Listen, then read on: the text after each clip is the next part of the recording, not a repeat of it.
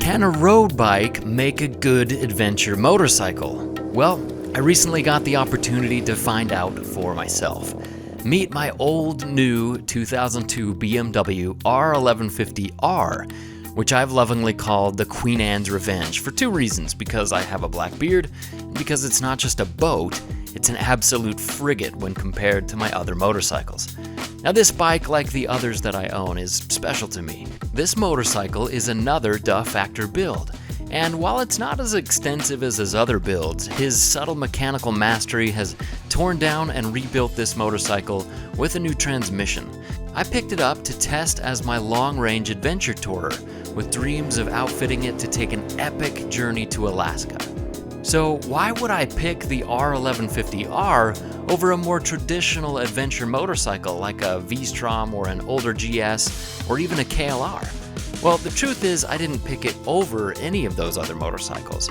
My friend Damon, aka Mr. Duh Factor, offered it to me for a brother's deal, and since it had been gone through by the Duh Factor himself, I knew it would be a rock-solid motorcycle despite its having 105,000 miles on it.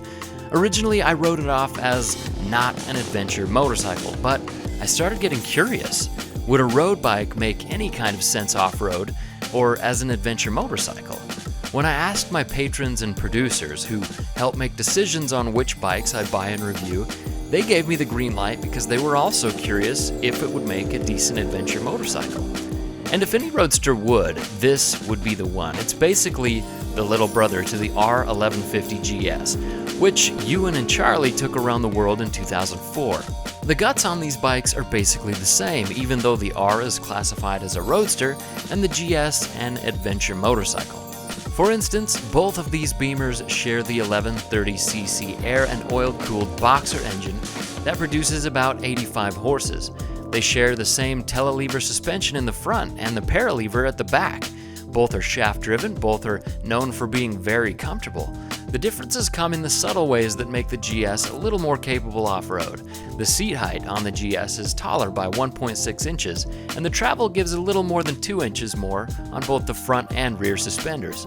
The GS has taller spoked wheels and slightly narrower tire widths.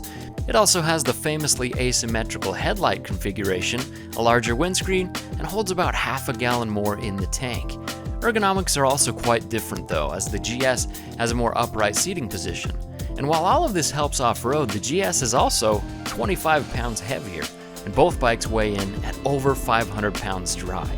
So despite what the marketing man in the magazine says under the picture of the pro rider nimbly finessing the GS through the sands of Dakar, neither of these dreadnoughts is going to even come close to a dirt bike off-road to the likes of the average rider like myself. Oh, that's not very dignified. With all the similarities, and knowing that the vast majority of my trip to Alaska would be on the paved stuff, I started taking the R very seriously as a potential adventure tourer. I had a budget of just $5,000 for this Alaska bike, and when I found out that I could pick up both the legendary Katsumi and the Queen Anne's Revenge and still be within the budget, I could not pass on the deal. I basically got two legendary Duh Factor builds for the price of one non-Duh Factor bike. My first impressions of the 1150R, it's smooth and fast and powerful and surprisingly nimble on the road, and to be totally honest, a breath of fresh air. I had forgotten how much fun a road bike could be. You see, I don't like the idea of getting stranded or injured out there off-road by myself, so I don't ride off-road alone. This means that a dual sport ride usually involves planning and friends, which is great, but it can take time. And cruising around town on back roads on a dual sport, while doable, isn't ultra comfortable. But the 1150R allows me to get out on the road by myself without any planning for a comfortable, fun, leisurely cruise. And when I get back home, I don't smell like a wet horse covered in gasoline and dust. And the miles I can put on this motorcycle, suddenly it's no big deal to take a few hours and cruise to see Zion National Park, or even Bryce for that matter. Unlike a dual sport, miles on pavement aren't simply endured to get to the fun stuff in the dirt. On the 1150R, the road miles themselves are where the fun happens. But as good of a road bike as it may be on this channel, that's fairly irrelevant. How does it fare in the dirt? One of the main draws of this bike, the reason why I bought it before ever even seeing it, was the forum posts on eveRider. Guys on these roadsters were riding dirt roads, crossing rivers, bolting on GS parts, and generally having a blast on their Wii S's. I figured I'd slap on a skid plate, some crash bars, and some knobby tires, and I'd basically have what amounted to a Duff Factor-worthy GS for way less money. And the pictures of the custom scramblers that people are making out of these things, it's enough to make me want to apologize to my wife just for looking at them. But as good as the scramblers look, in reality, off-road, it's, well, here are my thoughts. Alright, so here's where things get interesting on this motorcycle. Off-road. So, BMW R1150R on a fire road. All in all, it's totally smooth. It's no different from, when I rode the KLR or even my buddy's V-Strom up in here. And these are totally road tires. They're not off-road bias at all. And yeah, it's good. I don't want to push it real hard because I don't have the skid plate or engine guards on it yet. Those are on the way. So that's a concern as well. But I mean, as far as just kind of cruising around, sure, it's fine. I don't want to kick the rear tire out or anything, but this is great. So this bike will do fire roads. One of the most horrible thing about fire roads is just non-stop chatter. So even on the graded, easiest, smoothest of fire roads, when you come across chatter and washboard, it's still a miserable experience. And the amount of jangling and jiggling and just utter torture on this motorcycle just doesn't feel like that's what it's supposed to do. Alright, so on a road like this, we got the standing up going on, and it just doesn't feel real good to stand up on.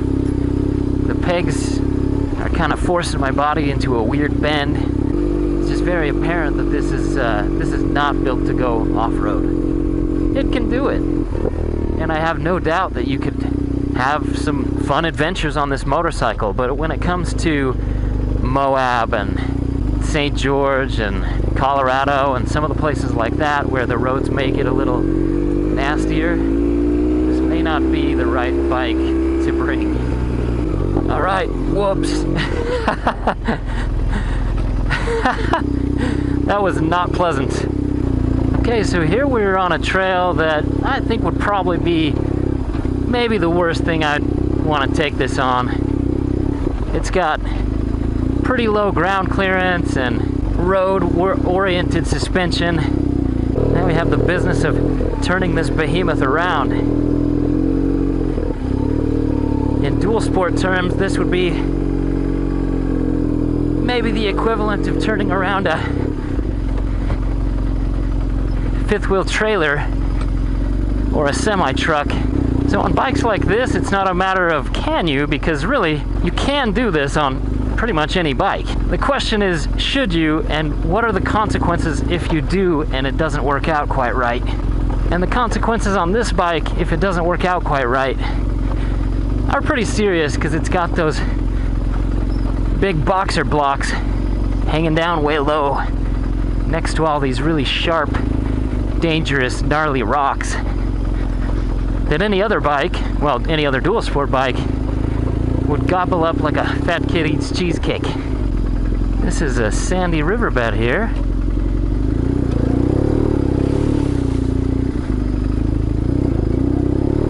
This is very sandy through here. This is a poor idea. See, on a dual sport, this wouldn't be an adventure at all. But on a big, huge, heavy motorcycle with a massive potential for getting stuck in this sand with very little engine protection, you better believe it, it's an adventure. My cortisol levels are probably off the charts right now, because this is stressful.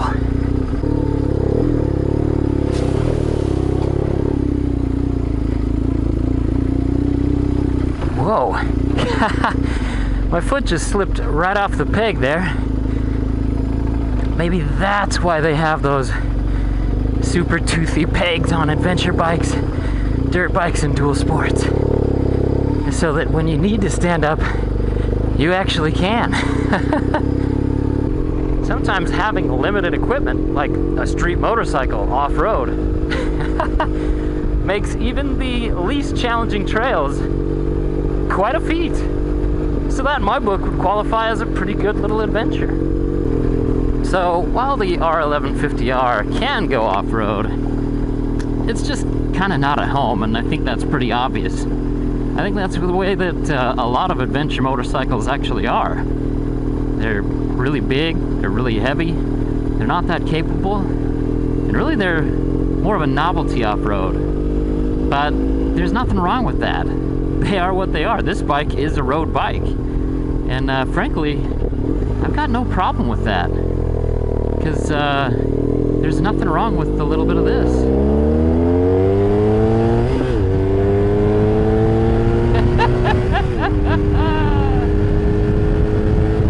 Oh yeah. So off-road, it's a bit of a tank. Now you understand why I call it the Queen Anne's Revenge. So it's not a dirt bike, and I won't pretend it is, but what about as a long-distance adventure tourer? Even though it struggles off-road, I think it could be a pretty fun road-oriented adventure bike. I wouldn't ever take the Queen even remotely close to a single track, or even a backcountry discovery route for that matter. But as something to cruise around the country, it totally fits the bill. It's comfortable, powerful, gobbles down the miles with ease, and is very fun on the road while still being manageable on fire roads and easy double track. It's important to remember that even though adventure can be had on any bike, it's critical to know what kinds of riding you'll actually be doing on your adventure ride. There is a right bike for the job, and taking the wrong bike can make things far less fun, far slower, more expensive if you need repairs, and even more dangerous. If it's going to be a lot of dirt, then yes, get a bike that handles the dirt. If it's going to be largely on paved roads though, with the occasional dirt stretch thrown in, you may not need the latest and greatest high-tech second mortgage on two wheels. For example, my greatest adventure so far took me from here in the Badlands to Canada, then down the west coast to Mexico and back. Apart from meeting friends and taking trail rides with them, the vast majority of the trip was on tarmac. And if somebody told me that wasn't a real adventure, I'd laugh in their faces. Maybe it's not their definition, but it absolutely met my own. And that brings me to my final point about this motorcycle, and about all these motorcycles. Even though the definition of adventure is different for all of us, plenty of so-called adventure motorcycles out there are doomed to see the soft strokes of a chamois and the parking lot spaces of a coffee shop far more than any real adventure, and that's even from the perspectives of their doting owners. And yet plenty of cruisers and dirt bikes and roadsters and goldwings and even trikes are creating adventure every time their owners throw a leg over, whether off-road or not. So if you want to have an adventure, be honest with yourself about the terrain you'll be riding and what you actually need. Don't overlook the less trendy and far less expensive road bikes out there, like the 1150R. Remember that adventure isn't defined by the surface that you travel on, any more than it's defined by having the word adventure written on your gas tank in orange letters. Sure, dirt and gnar and great suspension make for a good time, and some of us love that stuff. But the surface you ride doesn't have to be a prerequisite for adventure. That is, and forever will be, up to you. Much love, ladies and gentle tubers. eveRide out.